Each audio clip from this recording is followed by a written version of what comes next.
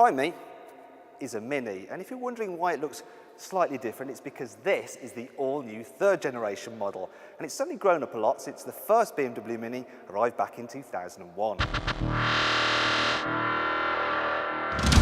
For starters, it's 10 centimetres longer, 4 centimetres wider and 1 centimetre taller than the outgoing model. Yet, it still has that distinct Mini look with minimal overhangs and chintzy design cues, which, of course, you can personalise with a variety of styling options.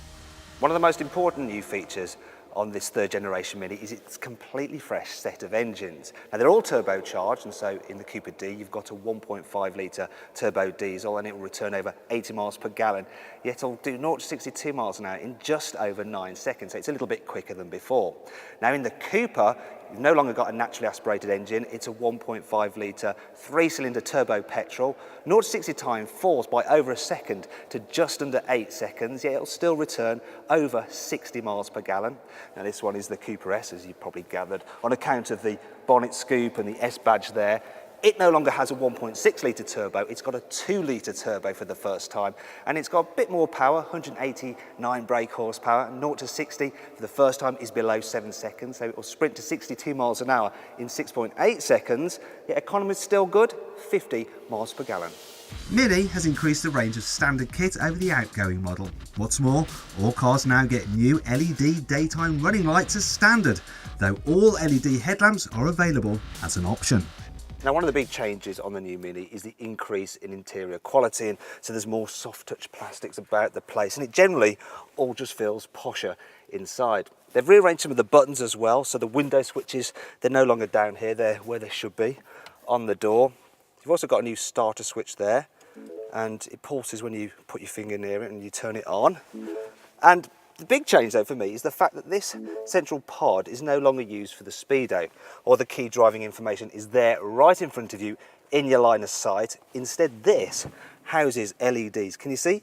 There you go, look, they're coming on. Now they can be used to give you certain information. So let's say you're reversing, it can actually flash red to tell you that you're getting close to the object behind you. The new Mini now gets lots of kit you only used to get on larger BMWs. For instance, you can get a similar iDrive system with touch-sensitive pad for inputting destinations to the sat-nav. Also, the Mini is available with adaptive suspension for the first time, and when you put the car in sports mode using the new rotary switch by the gear gator, the ride stiffens up. There's also an eco mode for the first time too. However, despite all these updates, inside the Mini still feels distinctly like a Mini. It will still feel like a Mini for rear passengers as well. I mean, you do get a couple of centimetres more knee room, which does make a difference, but yeah, it's still no VW Polo back here. The boot is more of an improvement though. It's 30% bigger than before, and at 221 litres it's about the same size as the Nissan Jukes. And if you want, you can get an optional adjustable floor.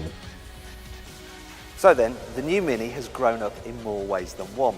However, that also applies to the price, because the Cooper starts from £15,300, which is 400 quid more than before. However, you are getting more car for your money.